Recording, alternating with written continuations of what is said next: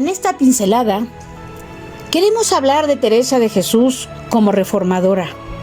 ¿Qué fue lo que reformó? ¿Por qué Teresa fue llamada a fundar esas fortalezas de oración? Para poder hablar de esto, hablaremos de la vida que tenía Teresa de Jesús como monja, cuando ingresó al convento de las monjas carmelitas en la Encarnación de Ávila. Conoceremos un poco este convento, qué pasaba dentro del convento, qué sucedía dentro del convento y por qué Teresa de Jesús siente que no puede vivir. Es hermoso poder conocer cuáles son los caminos que Dios tiene trazados para las personas. Pues hoy nos meteremos en este ámbito. En las afueras de la ciudad de Ávila se encuentra el monasterio carmelitano de la Encarnación. Este convento se inaugura el 4 de abril de 1515, el día en que Santa Teresa de Jesús recibió las aguas bautismales con una misa solemne. El convento era excepcionalmente grande y las celdas de las monjas eran muy distintas. Todo dependía de la calidad de las personas y del dinero, que se le llamaba dote, que llevaban al convento. Mientras unas monjas dormían en dormitorio común, otras, sin embargo, disponían de habitaciones amplias y admitían incluso a compañeras y parientes para que les sirviesen de compañía. Y este era el caso de Teresa, a quien no le faltó una buena dote por ser socialmente de familia acomodada, o por lo menos aparentaba serlo. Esto es lo que se dice de su celda. Nos dirá el padre Jerónimo de San José, se dividía en dos aposentos, uno en bajo y otro en alto. En el bajo tenía su oratorio y en él un hueco donde había imágenes de santos. En el aposento de arriba, que era muy alegre y apartado de ruido, dormía y se retiraba a hacer oración. Total que desde el principio comenzó a sentirse muy contenta en la celda y en el convento. Ella misma lo reconocerá más tarde cuando piensa en abandonarlos definitivamente para iniciar su reforma. Como tenía grandísimo contento en la casa que estaba porque era muy a mi gusto y la celda en que estaba hecha muy a mi propósito, todavía me detenía. Se acostumbra a llamar en la vida religiosa y en la vida entre monjes, a la habitación se le llama celda. Estaba, como decimos, muy instalada, muy feliz y muy acomodada. Pero con el correr de los días, el ambiente que se respiraba en el monasterio se fue tornando un tanto difícil para Teresa. ¿Por qué?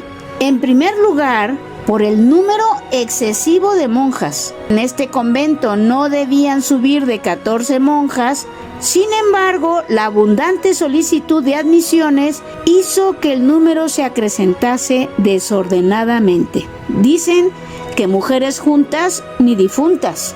Santa Teresa lo confiesa: antes que fuesen comenzados estos monasterios, estuve 25 años en uno donde había 185 monjas. Y 185 son un obstáculo para la convivencia, por muy santas que sean todas ellas. En segundo lugar, este número excesivo agravó la penuria económica, hasta sentir que las monjas tenían verdadera hambre. No tienen ni trigo para comer y la casa está endeudada. Han tenido que vender parte de sus fincas para remediar la extrema necesidad. Han tenido que recurrir al consistorio de la ciudad sin hallar acogida y no salen de su pobreza desoladora con muchas necesidades y enfermedades. Esto trajo como consecuencia que muchas monjas de familias pudientes salían del monasterio para cubrir sus necesidades, claro, con la envidia de las restantes que no podían hacerlo. A esto se siguieron también otros abusos, como el monto de negocios privados, la compra y venta de celdas, y muchas libertades caprichosas de lujos y gastos impropios del estado general de penuria conventual. ¿Te puedes imaginar lo que esto al interior del convento podía suscitar? ¿La diferencia entre las monjas?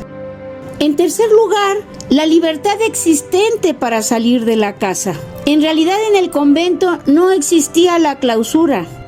Y aunque el Papa Pío V había dado un decreto obligando a toda clase de monjas de votos solemnes la guarda de la clausura, la comunidad de la Encarnación incomprensiblemente no la había llevado a la práctica.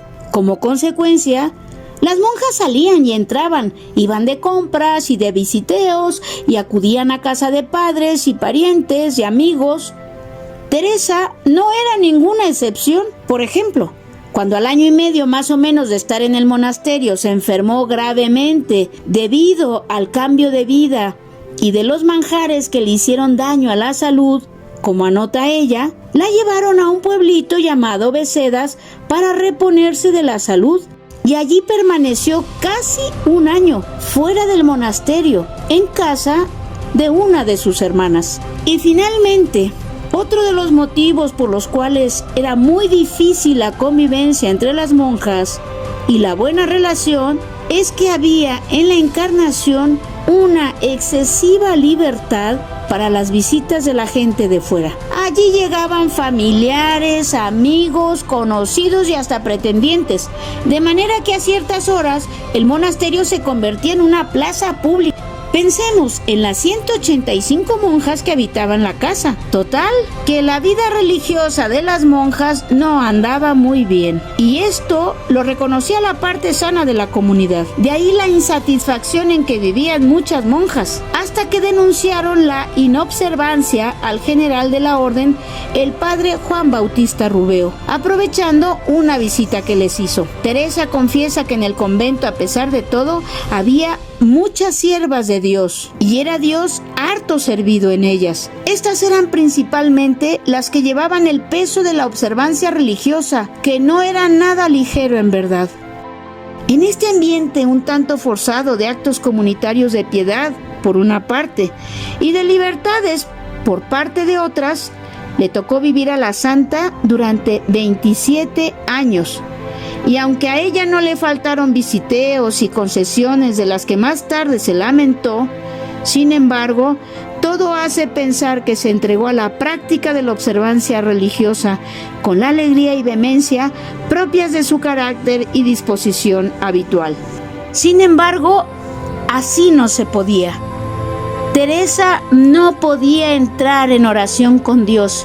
Escucha bien, 27 años de estar compartiendo la vida, al menos con 185 monjas, y que entre ellas la mayoría estaba con estos devaneos, de visitas. Eso no es una vida monjil, eso era un mercado, eso era otro estilo de vida. Y Teresa de Jesús llegó a preguntarse y a cuestionarse si para eso había dejado su casa paterna, si para eso había salido de ahí, para poder estar viviendo dentro de la vida conventual de esta manera, entre chismorreos, entre críticas, comentarios que iban y venían, entre todo lo que estaba aconteciendo en la ciudad. Acuérdate, no solo que estamos en el siglo XVI, sino que además hacía poco se acababa de descubrir el continente de América y que entonces los hombres estaban entusiasmados de poderse ir a esas tierras. Había necesidades en aquellos tiempos del siglo XVI, pues entonces las monjas entraban al convento pensando que allí no pasarían hambre.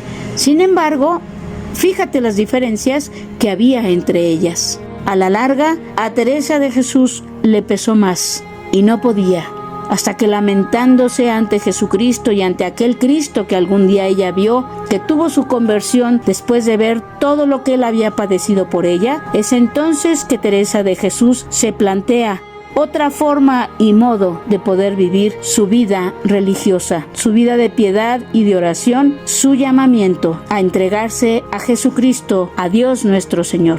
En las siguientes pinceladas hablaremos que este fue uno de los motivos por los cuales Teresa de Jesús se siente llamada a hacer algo diferente y distinto. De ahí el ser reformadora y de ahí el ser fundadora.